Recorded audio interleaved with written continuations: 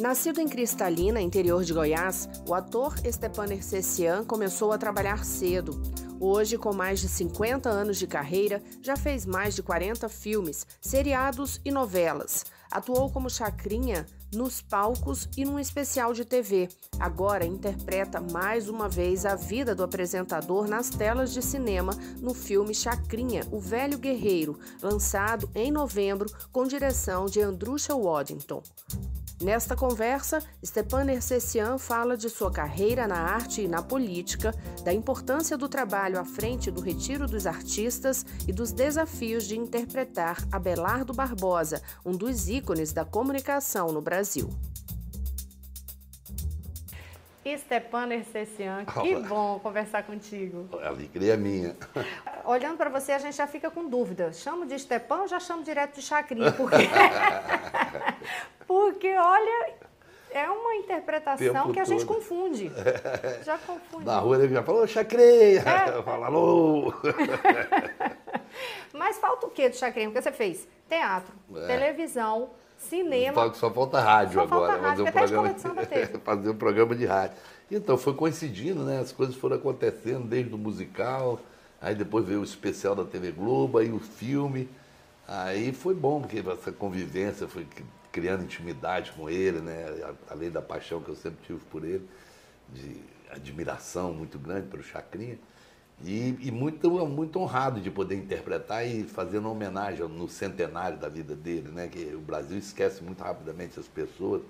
E eu acho que tudo isso movimentou e trouxe o Chacrinha de volta, com tudo de atual que ele tem, né? E tem muito, né? Muito. Quem não se comunica se trumbica, ficou para a vida inteira, né? Eu vim para confundir, eu não vim para explicar, que é muito bom também.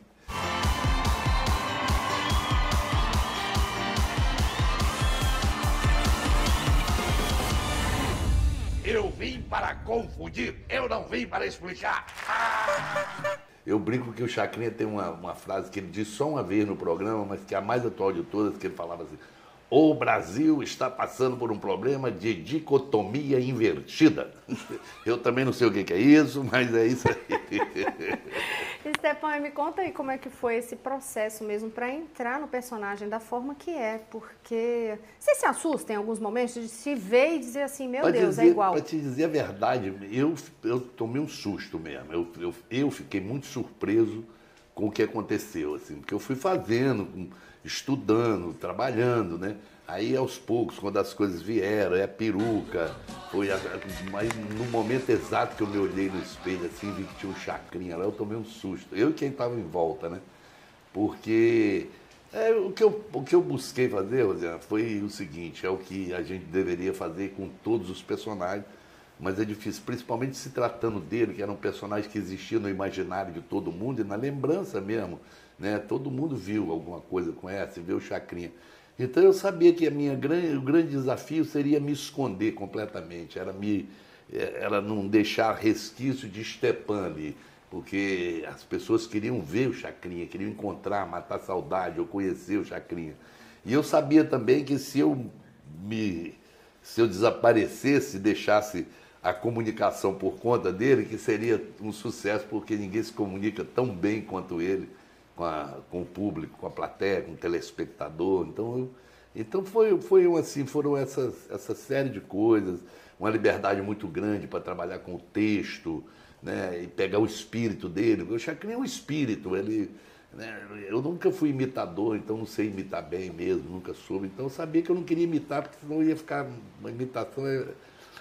E eu precisava fazer o Chacrinha e precisava fazer o Abelardo Barbosa, né, que é o trabalhador, é o pai de família, é o cara, é a realidade da coisa. Acabou o programa e cai na vida real, né? Então eu sabia que tinha tudo aquilo, aquele temperamento dele, né? Um temperamento muito explosivo. Muito explosivo, forte, né?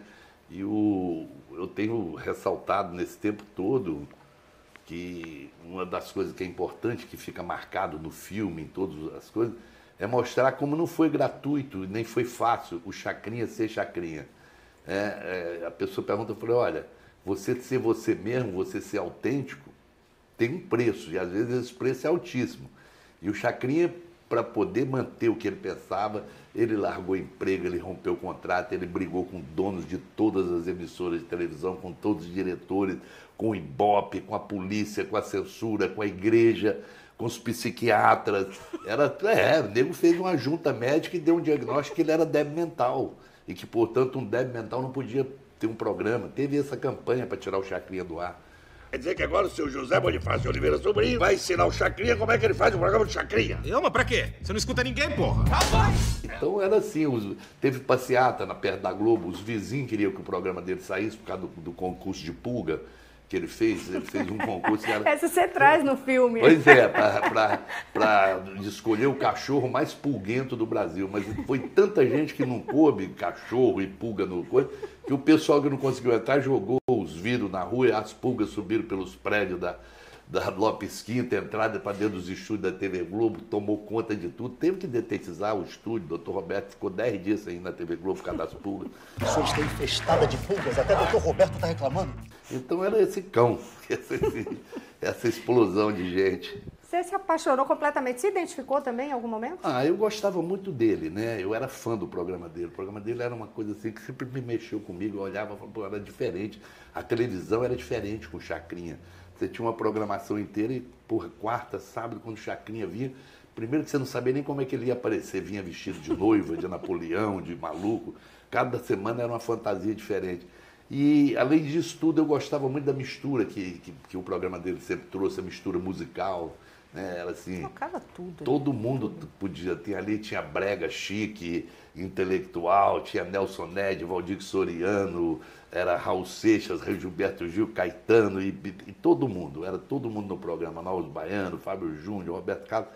Então ele misturava o Brasil de tal maneira, com mais aquela sensualidade louca das chacretes dançando, aquela plateia louca, delirante, que o auditório do Chacrinha era incontrolável, e ele incendiava aquela plateia. Jogando bacalhau. Jogava bacalhau e fazia tudo, né? Buzina no ouvido. Era uma coisa muito interessante. Geralmente tem aquelas imersões que os artistas fazem, mas nesse caso, como é que foi? No caso, eu com o Andrucha, a gente foi fazendo...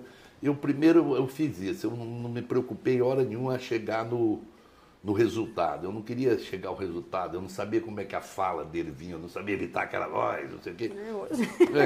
Então, por isso mesmo, eu fui fazendo como se fosse um personagem comum.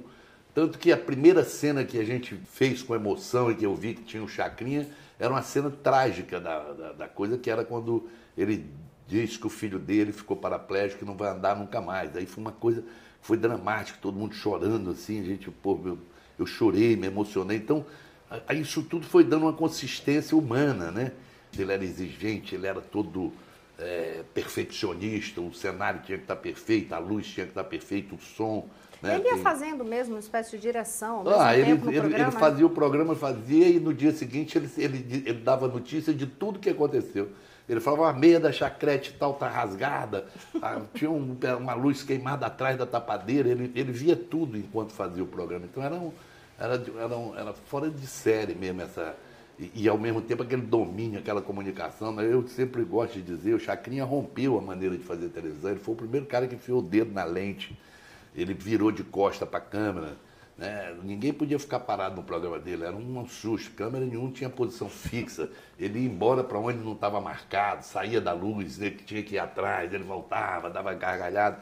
Então ele mexeu com tudo isso, ele mexeu com essa estrutura toda de televisão. Então eu fiz, mas eu sabia que eu precisava que acreditassem no Abelardo Barbosa, porque se botar fantasia todo mundo fica parecido, né? Eu deixei para ver vídeos dele bem mais tarde. Bem depois. Deixei assim uma semana da estreia que eu fui para descobrir como é que ele andava, pegar uns macetes de corpo e tal. E contato com a família também? Também encontrei, assim, eles foram no ensaio, eles gostavam muito desde o início, eles me ajudaram muito. Olha, está igual meu pai, está igual meu avô.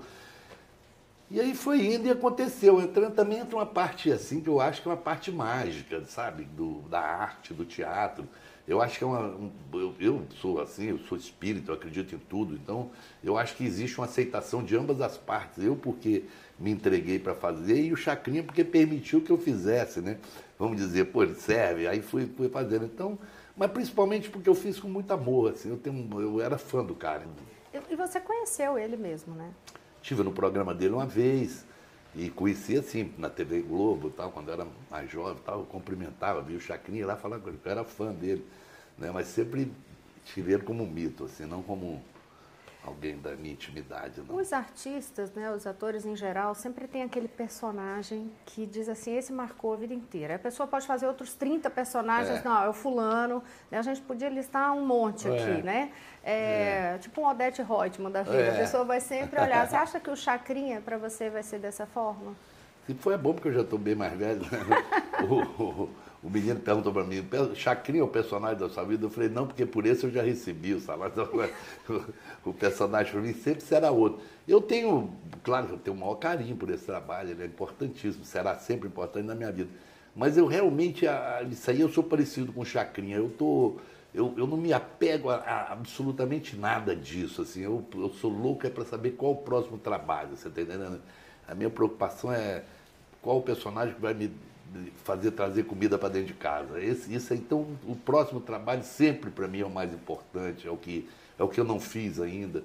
O que eu fiz é importante, mas já passou, as pessoas já estão vendo, entendeu? Mas eu mesmo não, eu só penso no próximo, no próximo. E qual é o próximo? Não tem ideia ainda, quer dizer, tem uma opção de filmes aí que eu fiz que vão ser lançados, estão sendo lançados, né? Tem um seriado que eu tô fazendo, que eu fiz também, que está passando, que é o Sob Pressão na televisão. E aí assim, tem algumas coisas que podem acontecer, mas é essa história do artista no Brasil. A gente não tem tranquilidade. Ao mesmo tempo, eu tinha um amigo meu, um velho ator, Rodolfo Arena, que uma vez eu era jovem, tinha uns 20 e poucos anos, uma repórter perguntou, qual é o seu próximo trabalho? O que você está fazendo? Eu falei assim, agora eu estou parado. Ele me deu um beliscão. Aí depois ele falou, nunca diga que está parado, diga que está se preparando. Então o ator do Brasil está sempre se preparando, né? Eu estou me preparando aí, eu estou pronto para saber o que vai acontecer. Mas está numa fase muito feliz da carreira, né? Bastante, não, trabalho não tem faltado, as pessoas chamam, é muito legal essa coisa. E ao mesmo tempo é um percurso muito longo, né? Porque eu tenho 65 anos, o primeiro filme que eu fiz eu tinha 14, então é um bom tempo aí de conseguir enganar a opinião pública. Como diz o outro. Mais de 50 anos. Mais de 50 anos enganando a opinião pública. Mas eu vou só te interromper rapidinho, que a gente faz um pequeno intervalo, mas essa história, inclusive, de como você entrou na vida artística, que é uma história curiosa. O intervalo então deixa rapidinho. eu chamar, roda, e avisa, 1 minuto. A gente volta já.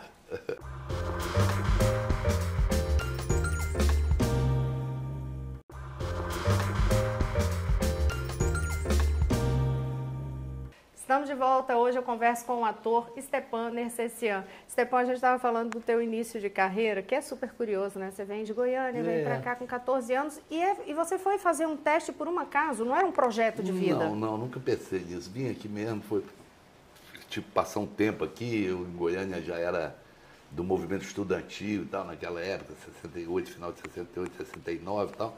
E aí vim aqui e tal para fazer, e tinha um teste, aí conheci as pessoas e fui para lá, mas assim, fui como amigo e tal. Aí terminou tudo. Eu já era cínico, né? Como diz o amigo, o Valmor Chagas sempre falava isso para mim. Tu não és um ator, tu és cínico. Por isso pode fazer o que quiser. Aí fiz tanta palhaçada, tanta brincadeira. Ele falou, é ele. Deu certo. Acabou dando uma dor de cabeça danada pro diretor, porque fisicamente eu não tinha nada a ver. Marcelo Zona Sul era um surfista do cabelo parafinado, eu era goiano, magro, todo mistura de sotaque de cearense com Goiás. E aí acabou que eles fizeram teste em São Paulo, Rio Grande do Sul, não deu certo, aí eu vim. Aí depois, para dublar o filme, eu não podia por causa do sotaque. Eu falava, Renatinha, você precisa... Aí não deu certo, testaram uma porrada de voz, não deu certo, aí vim para dublar. Aí fiz, aí voltei, não queria fazer mais nada. Aí na estreia o Reginaldo me chamou, o Reginaldo Faria, foi assistir a estreia. Não, você vai fazer o meu próximo filme, então, ele estava vindo dos paqueras. Aí eu, não, quero ir para Goiás, eu queria casar, já tinha comprado até terreno na prestação. Aí era menino, mas já pensava em casar naquela época. Porque naquela época era assim, né? Na verdade a gente queria sexo, mas para ter sexo tinha que casar, então eu pensava em casar o tempo todo. Aí eu falei, não quero, aí fiquei. Aí fiz o filme com o Reginaldo, aí o Daniel Filho me chamou para fazer uma novela. E aí, desde então, eu não faço outra coisa, a não ser isso. Você acredita em destino? Eu acredito, as coisas vão acontecendo, né? E a gente vai, aí para mim, assim, eu acredito principalmente que a vida é um aprendizado constante, assim, você vai se virando. Então, eu fui um camarada que eu fui feliz porque eu tive duas famílias, assim, na verdade. Eu tive a minha família de sangue aí, e essa outra família da arte, do cinema brasileiro. Eu fui meio que criado por esses grandes monstros, talentos, então eu recebi muito do Grande Otelo, do Rodolfo Arena, que eu já citei, do Fregolente, da Dona Elza Gomes, da Henriqueta Breba, da Zezé Macedo. Cada pessoa dessa que eu tive a honra de conviver, de sentar na mesa, de conversar. E grato também pela vida, assim, a vida me permitiu, né, conviver com as pessoas que eu sempre amei, que eu idolatrava, que para mim eram ídolos, e que de repente eu estava ali abraçando e vendo o Gerry Adriane, o Aguinaldo Timóteo, o Tom Jobim. Eu vivi muito aqui um Rio de Janeiro efervescente, entendeu? Tive o prazer de sentar com Otto Lara Rezende, de conhecer pessoas assim extraordinárias e inteligentíssimas com as quais eu fui aprendendo bastante coisa, né? Bastante coisa. Agora, teve um determinado momento que você optou por sair da arte um pouco. Não sei se dá para dizer que sai da arte, porque eu acho que a arte não sai da pessoa, de todo jeito, né? Mas assim, você se afastou um pouco da vida artística e resolveu ir para a política. Foi vereador aqui 2 vezes, foi deputado federal. Foi. E na época de deputado federal, que aí teve toda aquela situação por causa do Carlinhos Cachoeira, e que inclusive depois aquilo ali foi tudo arquivado rapidamente, né? Deu uma decepção, Stepan, assim, qual é o sentimento que você tem quando você lembra de sua passagem por Brasília, por exemplo? Por exemplo, eu sou um camarada que a vida inteira eu fui muito apaixonado por política. Eu tinha uma paixão muito grande. E essa paixão, ela era resultado do fato de eu acreditar que as coisas poderiam ser modificadas através da política.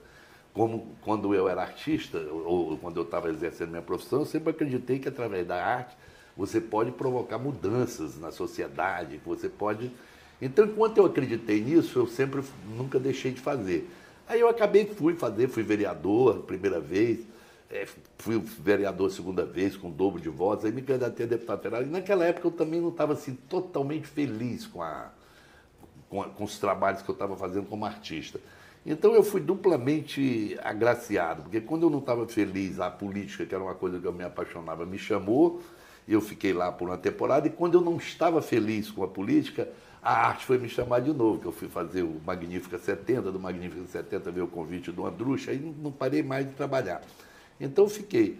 Agora, eu além de tudo, quer dizer, eu fiquei tristíssimo com aquela... Você imagina, porque tudo na minha vida, eu fui presidente de sindicatos, sou presidente do Retiro dos Artistas, toda a minha vida pública era muito respeitada, assim, no sentido de uma pessoa que passou pela Câmara dos Vereadores.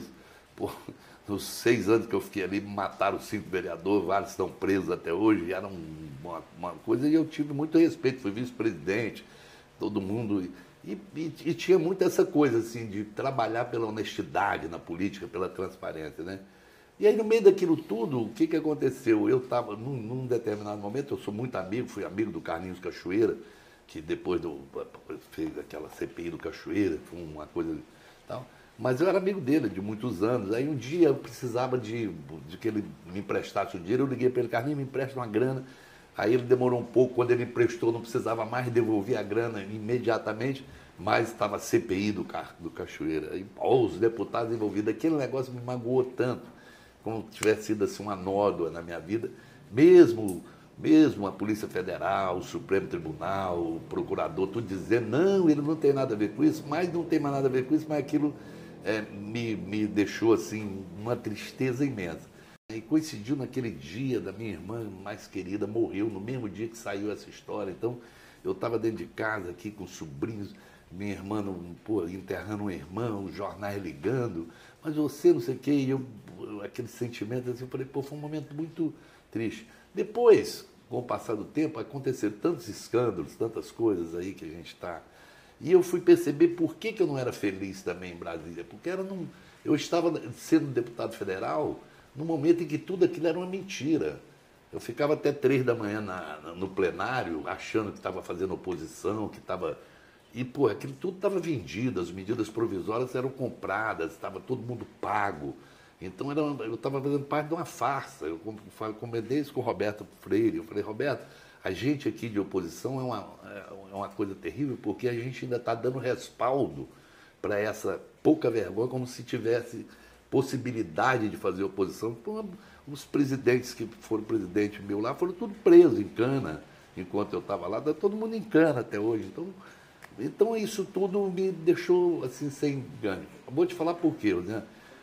Eu tive 26 mil votos na primeira vez, eu tive 52 na segunda, tive 86 mil votos, e meus votos não foram votos de artista, foi voto que eu trabalhei muito. Mas eu vou te falar, eu nunca pedi um voto para ninguém quando eu não tinha confiança e a segurança total de que eu seria uma pessoa importante, de que eu ia fazer alguma coisa. E aí no final da última vez, eu não estava com esse ânimo. Na verdade, eu vou dizer para você, eu estou com um negócio que eu chamo cansaço cívico, que é o que eu inventei para mim. Não é cansaço existencial, não é cansaço profissional, é um cansaço cívico, é um cansaço de acreditar mais uma vez que as coisas vão melhorar e você se empolgar e lutar e é contra a ditadura e é a favor disso e agora vai, e agora a economia está indo bem e olha não sei o que.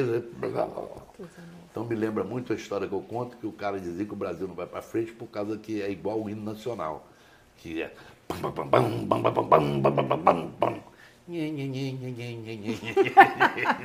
Tudo aqui conversa com muito...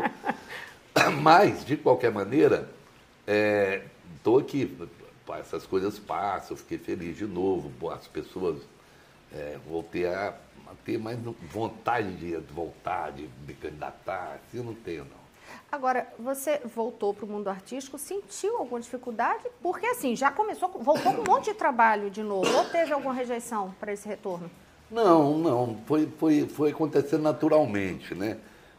Tem uma história assim que eu sou muito grato com as pessoas, com o cinema, com tudo, que é assim, eu nem nunca esperava isso, mas eu sou tratado, além de ser recebido com muito carinho, com muito afeto e com muito respeito pelas pessoas. As pessoas e aconteceu uma coisa legal na minha vida, foi o seguinte, como eu comecei muito menino, e quando eu era menino eu fiquei amigo muito dos atores mais velhos, então eu pude ouvir e receber todas as informações dessa geração que contava a história da geração deles quando eram jovens. Então eu peguei um embasamento, uma visão muito grande de tudo, do começo da nossa profissão, das dificuldades, de tudo que rolou, aonde a gente chegou, aonde a gente está.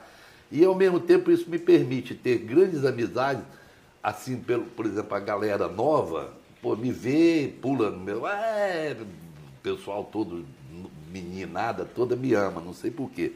E os mais velhos, os que não morreram, né, também fui grande amigo de todos. Então, na verdade, eu tenho uma grande paixão por essa família teatral, artística. Tanto que tem esse trabalho na Casa dos Artistas. No Retiro ali, no dos Retiro, Artistas. né? Retiro, eu sempre confundo, não é? Retiro dos Artistas. Retiro, Casa dos Artistas ou Retiro dos Artistas, né?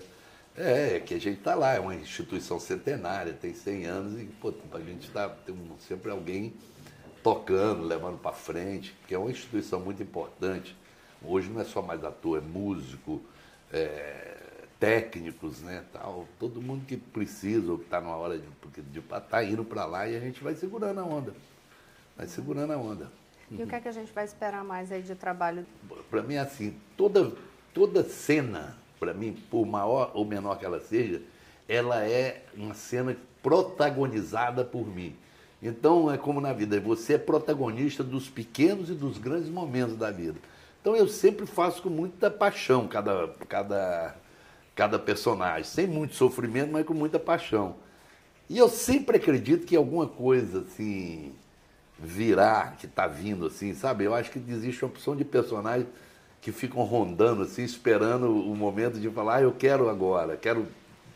E aí, nisso eu vou. Eu gosto de fazer outras coisas, eu não tenho disciplina, mas eu tenho muita vontade de escrever, eu acho que eu gosto de escrever, e eu tenho várias coisas começadas e não terminadas, porque precisa de disciplina, né?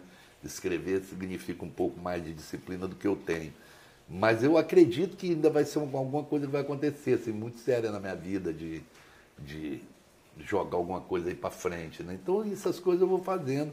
E fora isso, é ganhar o pão de cada dia. Esse é o grande desafio de todos nós, isso é o que nos iguala, né? Isso é o que mostra que não existe diferença, né, entre as pessoas, porque, pô, tem que trabalhar. Então, uma coisa que eu mais me preocupo na vida, que eu mais me preocupo com os outros, é com o trabalho. Eu fico... das coisas que mais me entristece é quando eu vejo alguma coisa fechando, alguma coisa, uma empresa que vai à falência, ou uma coisa que acaba, as pessoas... não é nem emprego, não, é trabalho. Porque, né, emprego, tem gente que gosta de emprego, tem gente que gosta de trabalho. Então, isso é uma das coisas que mais me deixa, porque eu sei que deixa o homem, a mulher, as famílias absolutamente inseguras e vulneráveis. É quando falta o trabalho, porque, pô, isso aí te deixa mal. Então, eu sempre peço a Deus, o que eu luto é que eu não quero parar de trabalhar, né? Para isso, a gente tá agradece. Stepan, já acabou. Mentira. Obrigada, Poxa acabou. vida. Poxa, não deu nem tempo de eu descobrir pode. como é que surgiu a Terezinha. Não deu nem tempo. não pode depois ter, porque tem agora filme, tem parte 1, parte 2, depois, não, olha, prometemos em 2019, Encontro com Rosiane, parte 2. Pelo visto vai ter que ter. Essa caneca, vou tomar um chá de cevada.